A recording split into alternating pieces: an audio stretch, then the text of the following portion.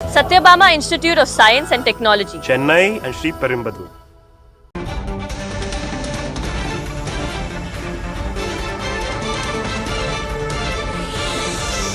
தமிழ்நாட்டின் நிதிநிலை தொடர்பாக வெள்ளை அறிக்கை வெளியிடப்பட்டிருக்கிறது. நிதியமைச்சர் மரிய வில்சன் அதனை வெளியிட்டிருக்கிறார். தமிழ்நாட்டின் நிதிநிலை தொடர்பாக வெள்ளை அறிக்கை வெளியிட்டது தாவேகா அரசு. தற்போது மாண்புமிகு நிதியமைச்சர்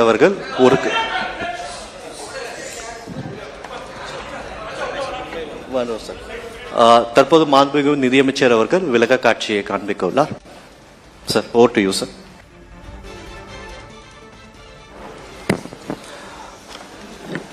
அனைவருக்கும் வணக்கம். மாண்புமிகு முதலமைச்சர் அவர்களின் அறிவுறுத்தலின்படி தமிழ்நாட்டின் நிதி மேலாண்மை குறித்து வெள்ளை அறிக்கை. Alongside with me, Financial Secretary Siddiq sir and his team, and I like to welcome all of you for this white paper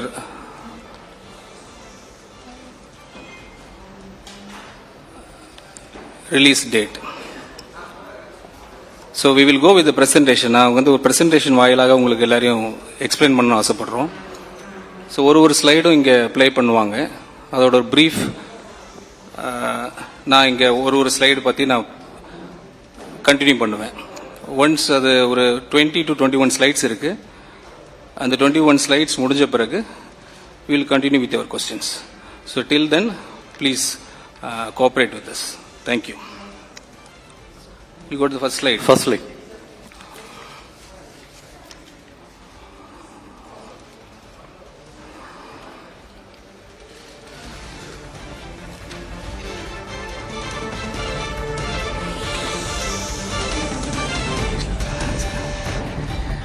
So why this white paper?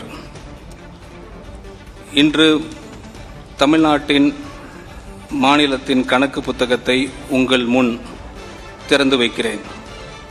இது முழுமையான வெளிப்படைத்தன்மையுடன் ஆதாரங்களின் அடிப்படையிலும் உருவாக்கப்பட்ட ஒரு பகுப்பாய்வு கட்டமைப்பாகும்.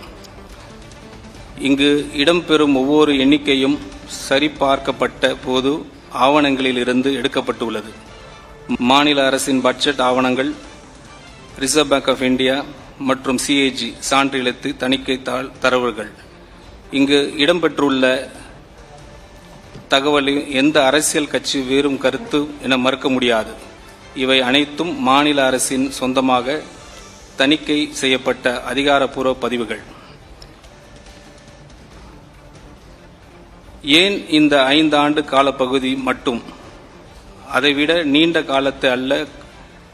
கொரோனா போர் தொற்றுக்கு பிறகு இந்தியாவின் அனைத்து மாநிலங்களுக்கும் ஒரு தொடக்க நிலையிலிருந்து பயணத்தை தொடங்கின. ஒரே மாதிரியான வெளிப்புற அதிர்வுகளை எதிர்கொண்டன. ஆகவே 2021-22 முதல் 25-26 வரையிலான காலப்பகுதியை கர்நாடகா, மகாராஷ்டிரா, குஜராத் போன்ற ஒத்த தொழில்துறை அமைப்பும் பொருளாதார அளவும் கொண்ட மாநிலங்களுடன் நியாயமான ஒப்பீடு செய்யக்கூடிய ஒரு காலப்பகுதியாகும். இந்த ஆய்வின் முக்கிய கண்டுபிடிப்பு என்னவென்றால், அந்த மாநிலங்கள் மீட்சி காலத்தை பயன்படுத்தி தங்களின் நீதி பற்றாக்குறைகளை கட்டுப்படுத்தி குறைந்ததுதான். ஆனால் தமிழ்நாடு அதற்கு நேர்முறையாக செயல்பட்டது. முக்கியமான ஒவ்வொரு அடிப்படை சுட்டிக்காட்டிலும் கட்டமைப்பு ரீதியான பின்னடைவு சந்தித்தது. திருக்குறள் 478 கூறுவது போல், வருவாய் குறைவாக இருப்பதிலும் தீமை இல்லை, செலவுகளை அளவுக்கு மீறாமல் இருந்தால் போதும். ஒரு உதாரணம் சொல்றேன். இந்த இதுக்கு குட்டி ஸ்டோரி, ஒரு ஸ்லைடுக்கு ஒரு குட்டி ஸ்டோரி மாதிரி ஒன்று சொல்லிடுறேன். ஒரு புயலால் 4 அண்டை வீட்டாரின் வீடுகள் வெள்ளத்தில் மூழ்கின என்று நினைத்து பாருங்கள். அப்போது யாருடைய வீடு பெரிது என்பதை பார்த்து மதிப்பிடுவதை நியாயமான ஒப்பீடு அல்ல.